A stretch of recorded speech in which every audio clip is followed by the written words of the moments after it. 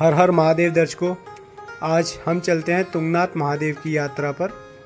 दिल्ली से शुरू करेंगे। आपको तुंगनाथ कैसे जाना है और कितने खर्चे में पहुंचना है, ये सब बताऊंगा मैं अपनी वीडियो में। चलिए शुरू करते हैं दिल्ली से हरिद्वार तक की यात्रा और आगे की प्रोसेस करेंगे कि कैसे पहुंचना है और कितने खर्चे में पहुंचा। आनंद विहार से पहले पहुंचे हरिद्वार। हरिद्वार में आप कीजिए गंगा स्नान। गंगा स्नान करके आप गंगा आरती भी देख सकते हैं हरिद्वार में, जो आपको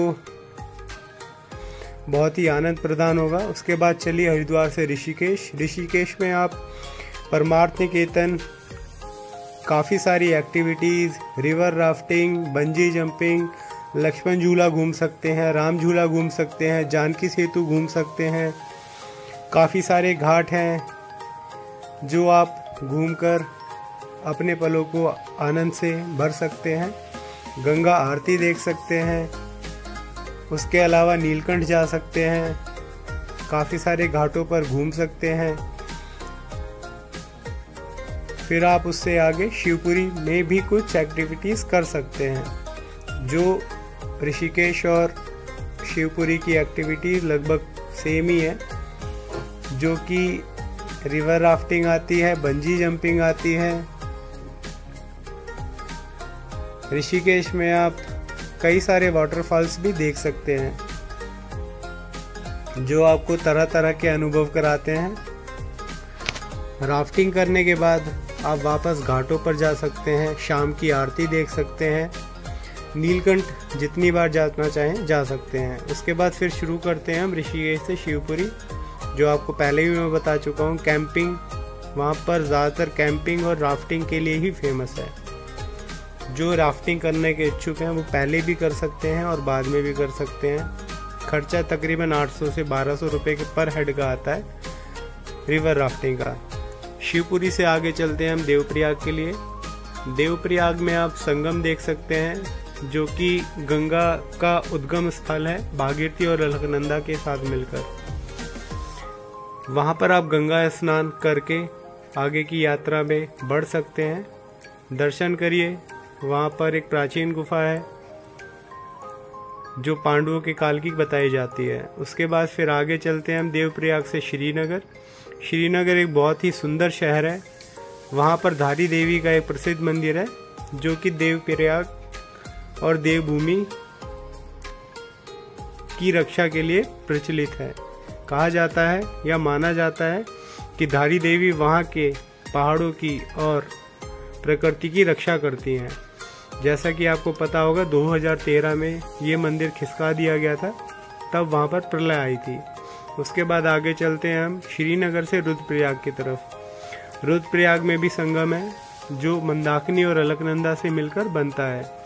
आप आगे जाएंगे तो आपको कुछ टनल्स बनती हुई दिखाई देंगी, जो आने वाले समय में रेल मार्ग को ऋषिकेश से आगे बढ़ाई जा रही हैं। तो थोड़ा सावधानी से जाइएगा और अपनी गाड़ी को या किसी भी वाहन से जा रहे हो तो सावधानी से चलिएगा, ताकि आपको और वहाँ के लोकल लोगों को कोई परेशानी ना हो। आगे पहुँचने पर हमें अगस्त्य मुनि दिखाई देगा। अगस्त्य मुनि में आप दर्शन कर सकते हैं। उसके आगे फिर अगस्त्य मुनि से हम आगे जाएंगे ऊखी मठ। ऊखी मठ में आपको पता ही होगा कि केदारनाथ महादेव और मदमहेश्वर महादेव की शीतकालीन गद्दी रखी जाती है और वहीं पर उनकी पूजा की जाती है। ओमकारेश्वर मंदिर ऊखीमठ इसका नाम है, जो दिल्ली से लगभग 400-450 किलोमीटर होता है। और अगर आप हरिद्वार से इसको नापेंगे तो ये बनता है तकरीबन 220 किलोमीटर। वहाँ पर आप महादेव के दर्शन भी कर सकते हैं और ओमकारेश्वर महादेव को भी प्रसन्न कर सकते हैं दर्शन करने के बाद। ऊखीमठ भी एक छोटा सा शहर है, जहाँ पर कमरा 800 या 1000 रुपये में मिल जाता है। उससे आगे चलने पर हमें तुंगनाथ चोपता तक पहुँचेंगे।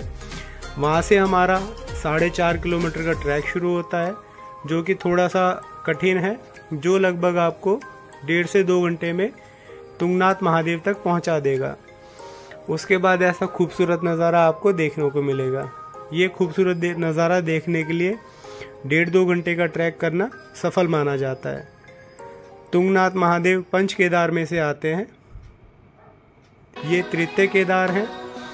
तृतीय केदार यानी यहाँ पर पंजे और खुर महादेव के हैं।